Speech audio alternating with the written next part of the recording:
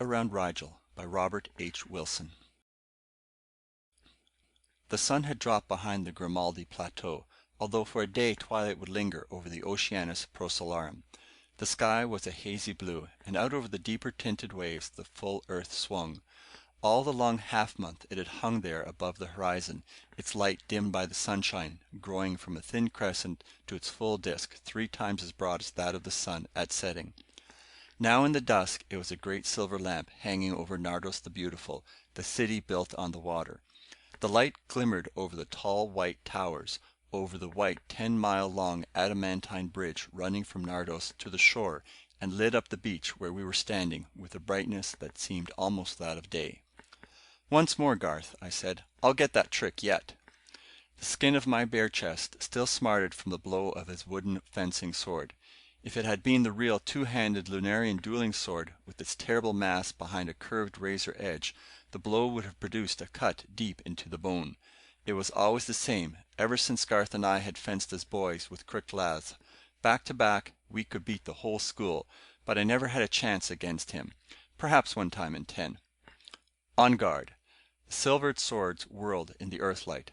I nicked him on one wrist and had to duck to escape his wild swing at my head. The wooden blades were now locked by the hilts above our heads. When he stepped back to get free, I lunged and twisted his weapon.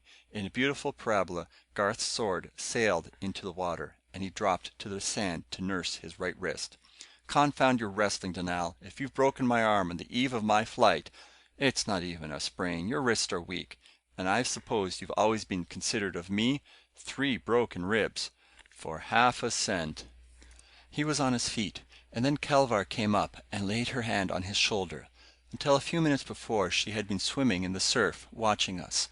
The earthlight shimmered over her white skin, still faintly moist, and blazed out in blue sparkles from the jewels of the breastplates and trunks she had put on.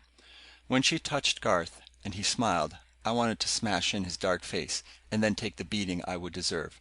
Yet, if she preferred him... And the two of us had been friends since before she was born. I put out my hand. "Whatever happens, Garth, we'll still be friends?" "Whatever happens." We clasped hands. "Garth," Kevlar said, "it's getting dark. Show us your ship before you go."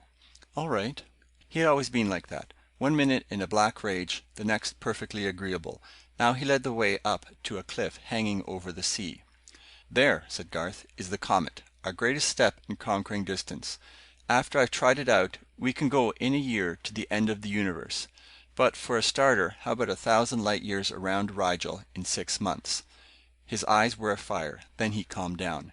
"Anything I can show you?" Editor's note: the manuscript, of which a translation is here presented, was discovered by the rocket ship expedition to the moon 3 years ago. It was found in its box by the last crumbling ruins of the great bridge mentioned in the narrative. Its final translation is a tribute at once to the philological skill of the Earth and to the marvelous dictionary provided by Dunal, the Lunarian. Stars and lunar localities will be given their traditional Earth names, and measures of time, weight, and distance have been reduced, in round numbers, to terrestrial equivalents. Of the spaceship described, the comet, no trace has been found. It must be buried under the rim of one of the hundreds of nearby lunar craters, the result, as some astronomers have long suspected, and as Dunal's story verifies, of a great swarm of meteors striking the unprotected, airless moon. I had seen the comet before, but never so close. With a hull of shining helioberyllium, the new light inactive alloy of a metal and a gas, the ship was a cylinder about 20 feet long by 15 in diameter, while a pointed nose stretched 5 feet farther at each end.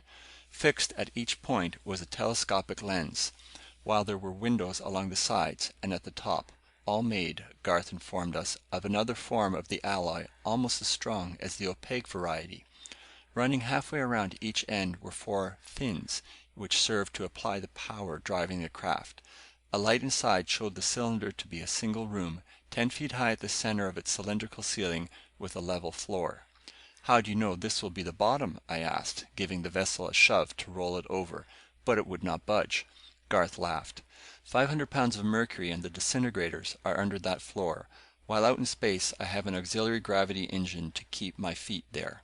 You see, Since your mathematical friends derived their identical formulas for gravity and electromagnetism, my job was pretty easy. As you know, a falling body follows the line of least resistance in a field of distortion of space caused by mass.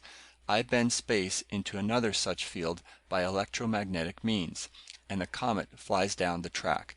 Working the mercury disintegrators at full power, I can get an acceleration of 200 miles per second, which will build up the speed at the midpoint of my trip to almost 4,000 times that of light. Then I'll have to start slowing down, but at the average speed, the journey will take only 6 months or so. "But can anyone stand that acceleration?" Kelvar asked. "I've had it on and felt nothing. With the rocket exhaust shoving the ship, it couldn't be done. But my gravitational field attracts the occupant of the comet just as much as the vessel itself." "You're sure," I interrupted, "that you have enough power to keep up the acceleration?" "Easily. There's a 2/3 margin of safety." "And you haven't considered that it may get harder to push? You know, the increase of mass with velocity. You can't take one half of the relativity theory without the other. And they've actually measured the increase of weight in an electron." "The electron never knew it. It's all a matter of reference points. I can't follow the math, but I know that from the electron standards, it stayed exactly the same weight. Anything else is nonsense." "Well, there may be a flaw in the reasoning, but as they've worked it out, nothing can go faster than light. As you approach that velocity, the mass keeps increasing, and with it the amount of energy required for a new increase in speed. At the speed of light, the mass would be infinite, and hence no finite energy could get you any further." "Maybe so. It won't take long to find out." A few of the brightest stars had begun to appear. We could just see the parallelogram of Orion, with red Betelgeuse at one corner, and across from it Rigel, scintillant like a blue diamond. "See," Garth said, pointing at it, "3 months from now, that's where I'll be. The first man who dared to sail among the stars." "Only because you won't let anyone else share the glory and the danger." "Why should I? But you wouldn't go anyway. Will you let me?" I had him there. "On your head be it. The comet could hold 3 or 4 in a pinch, and I have plenty of provisions. If you really want to take the chance." "It wouldn't be the first we've taken together." "All right, we'll start in 10 minutes." He went inside the ship. "Don't go," Kelvar whispered, coming into the comet's shadow. "Tell him anything, but don't go." "I have to. I can't go back on my word. He'd think I was afraid." "Haven't you a right to be?" "Garth is my friend, and I'm going with him." "All right, but I wish you wouldn't." From inside came the throb of engines. "Kelvar," I said, "you didn't worry when only Garth was going." "No." "And there's less danger with 2 of us to keep watch." "I know, but still." "You were afraid for me?" "I am afraid for you." My arm slipped around her, there in the shadow. "And when I come back, Kelvar, we'll be married?" In answer she kissed me. Then Garth was standing in the doorway of the comet. "Donal, where are you?" We separated and came out of the shadow. I went up the plank to the door, kicking it out behind me. Kelvar waved, and I called something or other to her. Then the door clanged shut. Seated before the control board at the front of the room, Garth held the switch for the 2 projectors.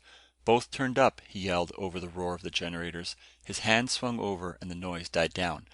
But nothing else seemed to have happened. I turned back again to look out the little window fixed in the door. Down far below, I could see for a moment the city of Nardos with its great white bridge, and a spot that might be Kelvar. Then there was only the ocean, sparkling in the earthlight, growing smaller, smaller. And then we had shot out of the atmosphere into the glare of the sun and 1,000 stars. On and up we went until the moon was a crescent with stars around it. Then Garth threw the power forward. "Might as well turn in," he told me. "There'll be nothing interesting until we get out of the solar system and I can put on real speed. I'll take the first trick." "How long watches shall we stand?" 18 hours ought to match the way we have been living. If you have another preference." "No, that will be all right. And I suppose I might as well get in some sleep now." I was not really sleepy, but only dazed a little by the adventure. I fixed some things on the floor by one of the windows and lay down, switching out the light. Through a top window, the sunlight slanted down to fall around Garth, at his instrument board, in a bright glory. From my window I could see the Earth and the gleaming stars. The Earth was smaller than I had ever seen it before.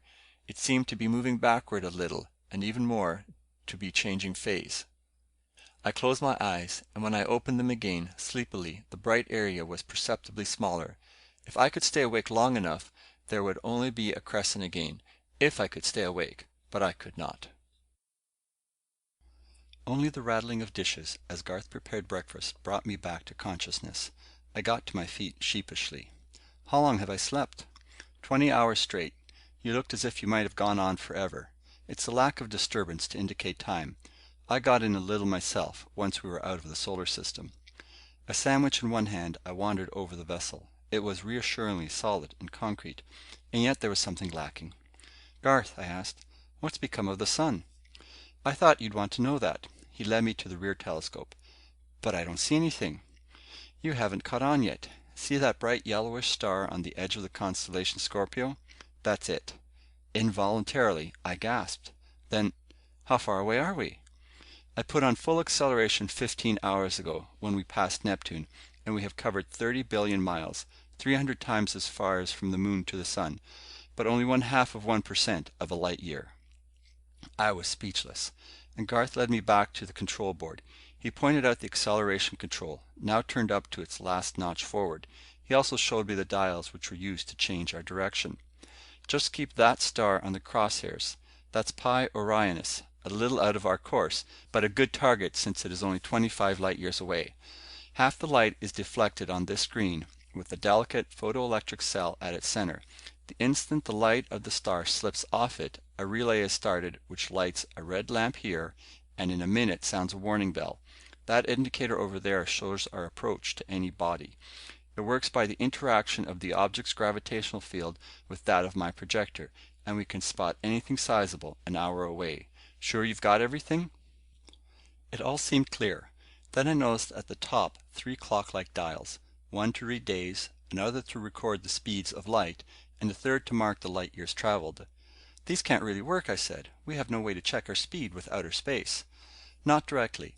This is geared with clockwork to represent an estimate based on the acceleration. If your theory is right, then the dials are all wrong." "And how long do you expect to go ahead without knowing the truth?" "Until we ought to be at Pi Orionis, at 2 weeks and 25 light years by the dials. If we aren't there, we'll start back. By your figuring, we shouldn't be yet 1 light year on the way. Anything more?" "No, I think I can manage it." "Wake me if anything's wrong, and look out for dark stars." Then he had left me there at the controls. In 5 minutes he was asleep, and the whole ship was in my hands. For hours nothing happened. Without any control of mine, the ship went straight ahead. I could get up and walk about, with a weather eye on the board, and never was there the flash of a danger light. But I was unable to feel confident, and went back to look out through the glass. The stars were incredibly bright and clear. Right ahead were Betelgeuse and Rigel, and the great nebula of Orion still beyond. There was no twinkling, but each star a bright, steady point of light. And if Garth's indicators were correct, we were moving toward them at a speed now 75 times that of light itself. If they were correct. How could one know before the 2 long weeks were over? But before I could begin to think of any plan, my eye was caught by the red lamp flashing on the panel. I pressed the attention button before the alarm could ring, then started looking for the body we were in danger of striking. The position indicators pointed straight ahead, but I could see nothing. For 10 minutes I peered through the telescope, and still no sign. The dials put the thing off a degree or so to the right now, but that was too close. In 5 more minutes I would swing straight up and give whatever it was a wide berth. I looked out again. In the angle between the crosshairs, wasn't there a slight haze? In a moment it was clear. A comet, apparently the two of us racing toward each other. Bigger it grew, and bigger, hurtling forward. Would we hit it? The dials put it up a little and far off to the right, but it was still frightening. The other light had come on too, and I saw that we had been pulled off our course by the comet's attraction. I threw the nose over, passed on the other side for leeway, then straightened up as the side distance dial gave a big jump away. Though the gaseous globe, tailless of course away from the sun, showed as big as the full Earth, the danger was past. As I watched, the comet vanished from the field of the telescope. 5 minutes, perhaps, with the red danger light flickering all the time. Then, with a ghastly flare through the right-hand windows, it had passed us. Garth sat up. "What happened?" he yelled. "Just a comet. I got by all right." He settled back, having been scarcely awake, and I turned to the board again. The danger light had gone out, but the direction indicator was burning. The near approach of the comet had thrown us off our course by several degrees. I straightened the ship up easily, and then had only a little more difficulty in stopping a rocking motion. Then again the empty hours of watching, gazing into the stars. Precisely at the end of 18 hours, Garth awakened, as if the consummation of a certain number of internal processes had set off a little alarm clock in his brain. We were 41 hours out, with a speed, according to the indicator, of 128 times that of light, and a total distance covered of slightly over 1/4 of a light year. A rather small stretch compared to the 466 light years we had to go. But when I went back for a look out of the rear telescope, the familiar stars seemed to have moved the least bit closer together, and the sun was no brighter than a great number of them. I slept like a log, but awakened a little before my trick was due. Exactly on schedule, 14 days and some hours after we had started off, we passed Pi Orionis. For long there had been no doubt in my mind that, whatever the explanation, our acceleration was holding steady. In the last few hours the star swept up the brilliance of the sun, then faded again until it was no brighter than Venus. Venus, our sun itself, had been a mere dot in the rear telescope until the change in our course threw it out of the field of vision. At 65 light years, 23 days out, Beta Eridani was almost directly in our path for Rigel, slightly less than a third of the distance to the midpoint in over half the time, but our speed was still increasing 200 miles per second every second, almost 4 times the speed of light in an hour. Our watches went on with a not altogether disagreeable monotony. There was no star to mark the middle of our journey, only, toward the close of one of my watches, a blue light which I had never noticed came on beside the indicator dials, and I saw that we had covered 233 light years, half the estimated distance to Rigel. The speed marker indicated 3,975 times the speed of light. I wakened Garth. "You could have done it yourself," he complained sleepily, "but I suppose it's just as well." He went over to the board and started warming up the rear gravity projector. "We'll turn one off as the other one goes on. Each take one control and go a notch at a time." He began counting. 1, 2, 3. On the 20th count, my dial was down to 0, his up to a maximum deceleration, and I pulled out my switch. Garth snapped sideways a lever on the indicators. Though nothing seemed to happen, I knew that the speed dial would creep backward, and the distance dial progress at a slower and slower rate. While I was trying to see the motion, Garth had gone back to bed. I turned again to the glass and looked out at Rigel, on the crosshairs, and Kappa Orionis over to the left, and the great nebula reaching over a quarter of the view with its faint gaseous streamers. And so we swept on through space, with Rigel, a great blue glory ahead, and new stars, invisible at greater distance, flaring up in front of us and then fading into the background as we passed. For a long time we had been able to see that Rigel, as inferred from spectroscopic evidence, was a double star, a fainter, greener-blue companion revolving with it around their common center of gravity. Beyond Kappa Orionis, 300 light years from the sun, the space between the two was quite evident. Beyond 400 light years, the brilliance of the vast star was so great that it dimmed all the other stars by comparison and made the nebula seem a mere faint gauze. And yet even with this gradual change, our arrival was a surprise. When he relieved me at my watch, Garth seemed dissatisfied with our progress. "It must be further than they figured. I'll stick at 25 times light speed, and slow down after we get there by taking an orbit." I'd have said it was nearer than that estimate, I tried to argue, but was too sleepy to remember my reasons. Propped up on one elbow, I looked around and out at the stars. There was a bright splash of light, I noticed, where the telescope concentrated the radiation of Rigel at one spot on the screen. I slept, and then Garth was shouting in my ear, "We're there!" I opened my eyes, blinked, and shut them again in the glare. "I've gone around 3 or 4 times trying to slow down. We're there, and there's a planet to land on." At last I could see. Out the window opposite me, Rigel was a blue-white disk, half the size of the sun, but brighter, with the companion star a sort of faint reflection 5 or 10 degrees to one side. And still beyond, as I shaded my eyes, I could see swimming in the black a speck with the unmistakable glow of reflected light. With both gravity projectors in readiness, we pulled out of our orbit and straight across toward the planet. letting the attraction of Rigel fight against our still tremendous speed. For a while the pull of the big star was almost overpowering. Then we got past and into the gravitational field of the planet. We spiraled down into it, looking for a landing place and trying to match our speed with its rotational velocity. From rather unreliable observations, the planet seemed a good deal smaller than the moon, and yet so dense as to have a greater gravitational attraction. The atmosphere was cloudless, and the surface a forbidding expanse of sand. The globe whirled at a rate that must give it a day of approximately 5 hours. We angled down, picking a spot just within the lighted area. A landing was quite feasible. As we broke through the atmosphere, we could see that the sand, although blotched with dark patches here and there, was comparatively smooth.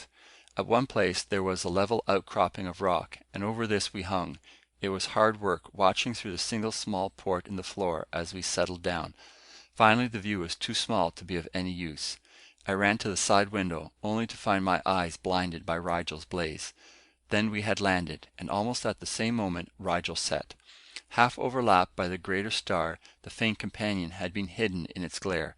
Now, in the dusk, a corner of it hung ghost-like on the horizon, and then, too, had disappeared. I flashed on our lights, while Garth cut out the projector and the floor gravity machine. The increase in weight was apparent, but not particularly unpleasant. After a few minutes of walking up and down, I got used to it. Through a stopcock in the wall, Garth had drawn in a tube of gas from the atmosphere outside and was analyzing it with a spectroscope. "We can go out," he said. "It's unbreathable, but we'll be able to use the spacesuits. Mostly fluorine. It would eat your lungs out, like that. And the suits? Fortunately, they've been covered with helioberyllium paint, and the helmet glass is the same stuff. Not even that atmosphere can touch it. I suppose there can be no life on the place. With all this sand, it would have to be based on silicon instead of carbon, and it would have to breathe fluorine." He got out the suits, rather like a diver's, with the body of metal painted cloth, and the helmet of the metal itself. On the shoulders was an air supply cylinder.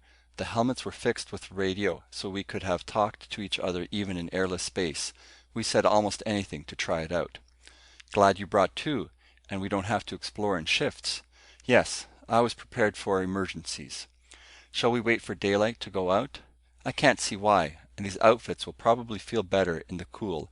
Let's see." We shot a searchlight beam out the window. There was a slight drop down from the rock where we rested, then the sandy plain stretching out. Only far off were those dark patches that looked like old seaweed on a dried up ocean bed, and might prove dangerous footing. The rest seemed hard packed. My heart was pounding as we went into the airlock and fastened the inner door behind us. "We go straight out now," Garth explained. "Coming back, it will be necessary to press this button and let the pump get rid of the poisonous air before going in." I opened the outer door and started to step out, then realized that there was a 5-foot drop to the ground. "Go ahead and jump," Garth said. "There's a ladder inside I should have brought, but it would be too much trouble to go back through the lock for it. Either of us can jump 8 feet at home, and we'll get back up somehow." I jumped, failing to allow for the slightly greater gravity, and fell sprawling. Garth got down more successfully, in spite of a long package of some sort he carried in his hand. Scrambling down from the cliff and walking out on the sand, I tried to get used to the combination of greater weight and the awkward suit. If I stepped very deliberately it was all right, but an attempt to run sank my feet in the sand and brought me up staggering. There was no trouble seeing through the glass of my helmet over wide angles. Standing on the elevation by the comet, his spacesuit shining in the light from the windows, Garth looked like a metallic monster, some creature of this strange world, and I must have presented him much the same appearance, silhouetted, dark and forbidding against the stars. The stars! I looked up and beheld the most marvelous sight of the whole trip. The great nebula of Orion seemed from a distance of less than 150 light years its own width. A great luminous curtain, 50 degrees across. I could just take it all in with my eye. The central brilliancy, as big as the sun, a smaller one above it, and then the whole mass of gas stretching over the sky. The whole thing aglow with the green light of nebulum and blazing with the stars behind it. It was stupendous, beyond words. I started to call Garth, then saw that he was looking up as well. For almost half an hour I watched, as the edge of the nebula sank below the horizon. Then its light began to dim. Turning, I saw that the sky opposite was already gray. The dawn! Why, the sun had just set. Then I realized.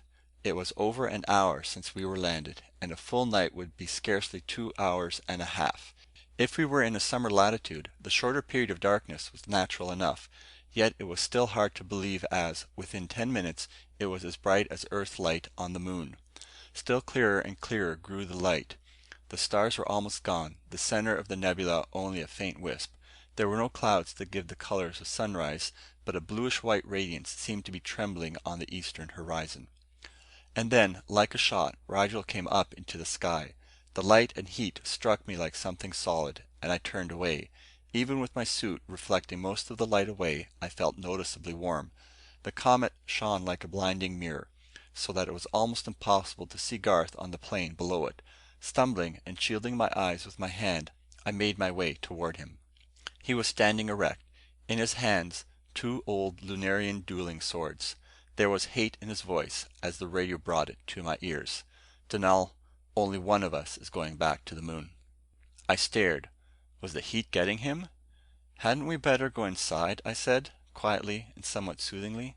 He made no reply, but only held out one of the hilts. I took it dumbly.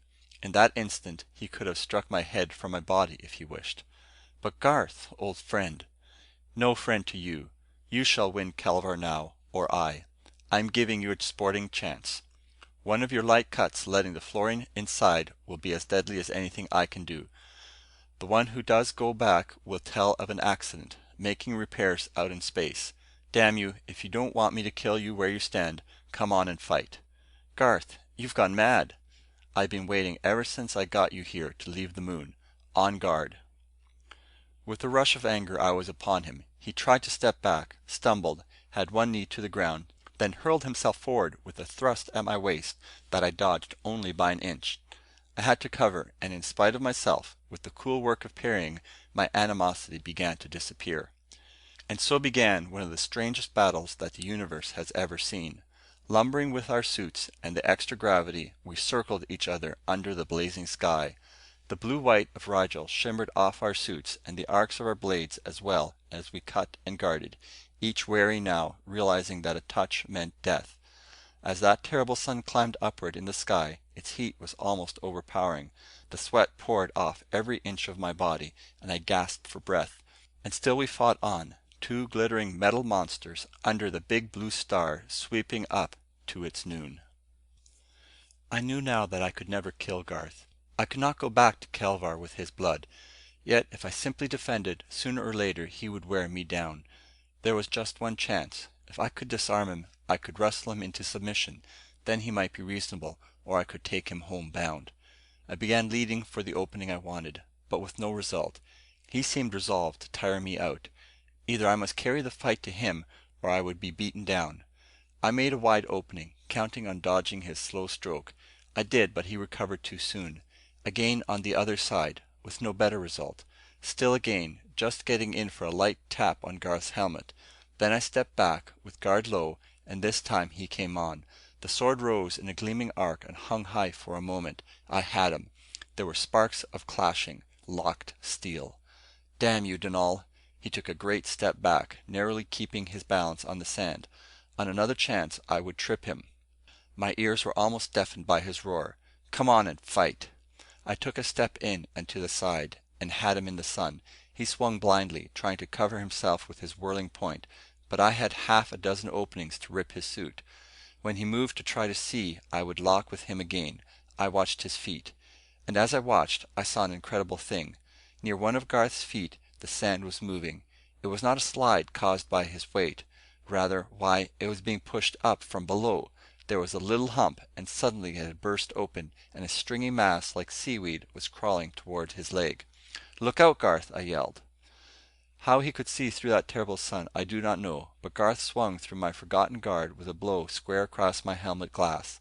The force threw me to the ground, and I looked up, dazed. The beryllium glass had not broken to let in the fluorine-filled air, but Garth was standing over me. "That's your last trick, Dunal." His blade rose for the kill. I was unable even to get up, but with one hand I pointed to the ground. "Look!" I shouted again, and on the instant the thing wound itself around Garth's foot.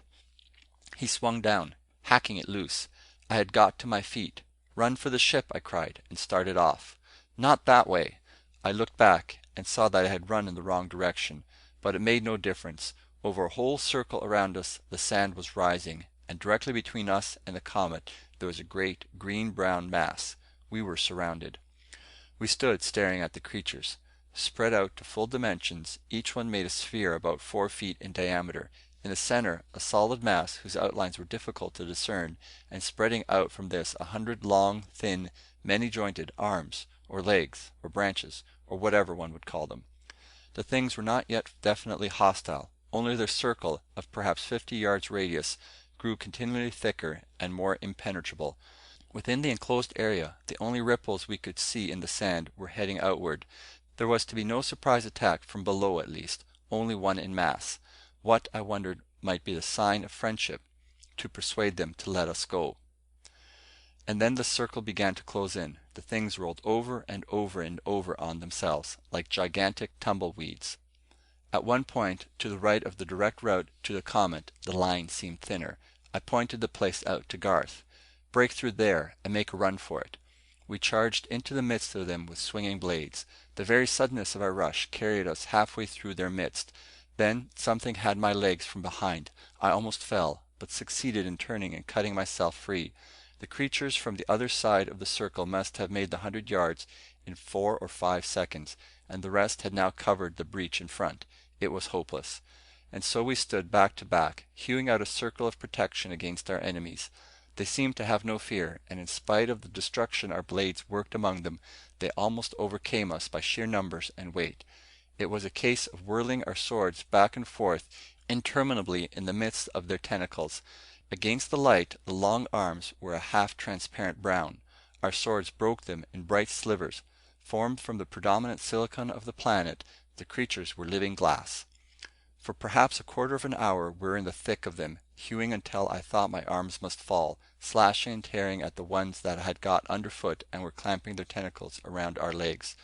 Only for the spacesuits we should have by this time been overpowered and torn into bits, and yet these garments could not be expected to hold on indefinitely.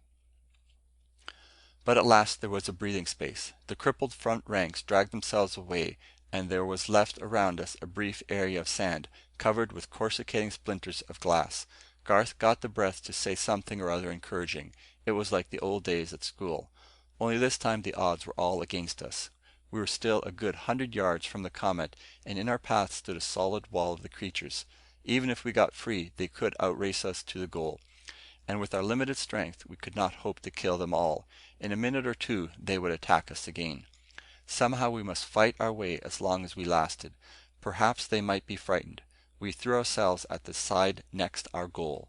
The line gave perhaps a yard, then stiffened, and we found ourselves swallowed up in a thick cloud of brown smoke. Poison gas! It must be shot out of their bodies, at a cost so great that it was kept as a last resort. Through the rolling vapor it was just possible to see our opponents, but they made no forward move. They were waiting for us to be overcome. Suppose their compound could eat through even our helioberyllium? But it did not. We were safe. "Stand still, Garth," I whispered, counting on the radio to carry my voice. "Let them think we're dead, and then give them a surprise." All right. Long, long minutes. If only they did not know that it was the customary thing for a dead man to fall. Slowly they began to move in. Then Garth and I were upon them. They halted as if stupefied. We had hacked our way through half their mass. The rest fled, and we began running toward the comet, praying that we might reach the ship before they could get organized again. How we floundered through the sand in wild and desperate haste. Before we had covered half the distance, the pursuit began. There was no attempt to drag us down directly, but the two wings raced past to cut us off in front. At the base of the little cliff where the comet lay, the circle closed. "Jump!" I called, and threw myself up over them toward the stone. Garth would have fallen back, but I caught his hand and pulled him to safety. We had won. But had we? Joined by reinforcements from somewhere, the creatures were packed all around the base of the cliff and had begun to climb its walls, to cut us off from the ship. We rushed separately toward the two sides, and they backed away, but those in front were now established on the top. We stepped backward and the whole line came on, but now we turned and ran for the comet. We were just able to turn again and clear them away with our swords. In a moment others would be climbing up from behind over the ship, and the door to safety was on a level with our heads. There was just one chance. Stamping threateningly, we cleared the things out for 10 feet in front of us, but once we turned our backs for a running start, they were at us again. "Boost you up, Donal," said Garth pantingly. "No, you first." But in the midst of my words, he almost threw me into the doorway. I turned to pull him up after me. They were around his legs, and one had jumped down on his helmet. He must have known it would happen. "Go back to her," he cried, and slammed shut the door. There was no time to help him, to interfere with the way of expiation he had chosen. I tried to look away, but a sort of fascination kept me watching him through the glass. He had been dragged to his knees. Then he was up again, whirling to keep them away on all sides in a mad, gallant fight. But the creatures knew it was the kill. Now they were around his knees, now up to his waist in their overpowering mass. It was only a matter of minutes. Garth took a staggering step backwards, dragging them all with him. He was facing me, and swung up his sword in the old lunar salute. "Good luck, Donal." The words coming clearly over the radio had a note of exultation. Then flashing his blade over his head, he turned it into the midst of the accursed things. With a tremendous effort, Garth tore the protecting helmet from his head and plunged backward over the cliff. There was nothing to do but get in out of the lock and start for home, and little on the trip is worthy of recounting. Without unsurpassable difficulty, I was able to operate the machinery and steer, first for Betelgeuse, then for the sun. Counting on the warning bells to arouse me, I managed to get in snatches of sleep at odd intervals. At times, the strain of the long watches was almost maddening. By the time the midpoint had passed, I was living in a sort of waking dream, or rather a state of somnambulism. I ate, my hands moved the controls, and yet all the while my mind was wandering elsewhere. Out to Garth's body under the blazing light of Rigel, back to the moon and Kelvar, or else in an unreal, shadowy world of dreams and vague memories. With perfect mechanical accuracy, I entered the solar system and adjusted the projectors for the sun's attraction. Running slower and slower, I watched Venus glide by, and then gradually everything faded, and I was walking along the great Nardos Bridge with Kelvar. The ocean was so still that we could see mirrored in it the reflection of each white column, and our own faces peering down, and beyond that the stars.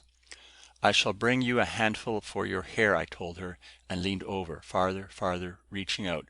Then I was falling, with Kelvar's face growing fainter, and in my ears a horrible ringing like the world coming to an end. Just before I could strike the water, I wakened to find the alarm bell jangling, and the object indicator light flashing away. Through the telescope, the moon was large in the sky.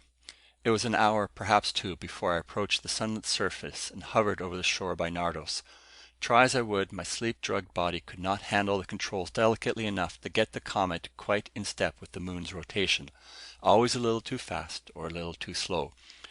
I slid down until I was only 10 or 15 feet off the ground that seemed to be moving out from under me. In another minute I should be above the water. I let everything go, and the comet fell. There was a thud, a sound of scraping over the sand, a list to one side. I thought for an instant that the vessel was going to turn over, but with the weight of the reserve mercury in the fuel tanks, it managed to right itself on a slope of 10 or 15 degrees. From the angle, I could barely see out the windows, and everything looked strange. The water under the bridge seemed too low. The half-full earth had greenish black spots on it. And the sky? So dead with sleep that I could scarcely move, I managed to crane my neck around to see better. There was no sky, only a faint gray haze through which the stars shone, and yet the sun must be shining. I stretched still further. There the sun burned, and around it was an unmistakable corona. It was like airless space. Was I dreaming again? With a jerk, I got to my feet and climbed up the sloping floor to the atmosphere tester. My fingers slipped off the stopcock, then turned it, and the air pressure needle scarcely moved. It was true. Somehow, as the scientists had always told us would be the case, eventually the air of the moon, with so little gravity to hold it back, had evaporated into space.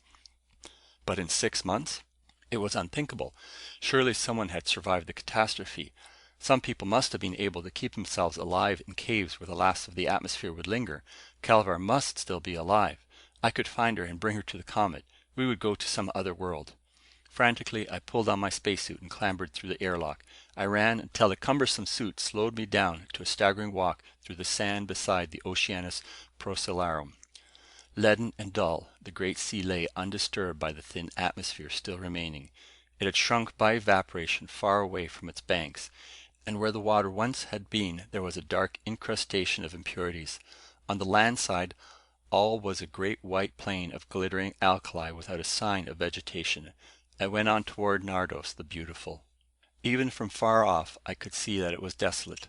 Visible now that the water had gone down, the pillars supporting it rose gaunt and skeletal. Towers had fallen in, and the gleaming white was dimmed. It was a city of the dead, under an earth leprous looking with black spots where the clouds apparently had parted. I came nearer to Nardos and the bridge, nearer to the spot where I had last seen Calvar. Below the old water level the columns showed a greenish stain, and halfway out the whole structure had fallen in a great gap. I reached the land terminus of the span, still glorious and almost beautiful in its ruins. Whole blocks of stone had fallen to the sand, and the adamantine pillars were cracked and crumbling with the erosion of ages. Then I knew. In our argument as to the possible speed of the comet, Garth and I had both been right. In our reference frame, the vessel had put on an incredible velocity and covered the 900 odd light years around Rigel in 6 months. But from the viewpoint of the moon, it had been unable to attain a velocity greater than that of light. As the accelerating energy pressed the vessel's speed closer and closer toward that limiting velocity, the mass of the ship and its contents had increased toward infinity. In trying to move laboriously with such vast mass, our clocks and bodies had been slowed down until to our leaden minds a year of moon time became equivalent to several hours. The comet had attained an average velocity of perhaps 175,000 miles per second, and the voyage that seemed to me 6 months had taken 1,000 years. 1,000 years! The words went ringing through my brain. Kelvar had been dead for 1,000 years. I was alone in a world uninhabited for centuries. I threw myself down and battered my head in the sand. More to achieve, somehow, my own peace of mind than in any hope of its being discovered, I have written this narrative. There are 2 copies, this to be placed in a helio-beryllium box at the terminus of the bridge, the other within the comet. One at least should thus be able to escape the meteors which, unimpeded by the thin atmosphere, have begun to strike everywhere, tearing up great craters in the explosion that follows as a result of the impact. My time is nearly up. Air is still plentiful on the comet, but my provisions will soon run short. It is now slightly over a month since I collapsed on the sands into merciful sleep, and I possess food and water for perhaps another, but why go on in my terrible loneliness? Sometimes I waken from a dream in which they are all so near, Kelvar, Garth, all my old companions, and for a moment I cannot realize how far away they are, beyond years and years, and I, trampling back and forth over the dust of our old life, staring across the waste, waiting for what? No, I shall wait only until dark. When the sun drops over the Grimaldi Plateau, I shall put my manuscripts in their safe places, then tear off my helmet and join the other 2. An hour ago, the bottom edge of the sun touched the horizon.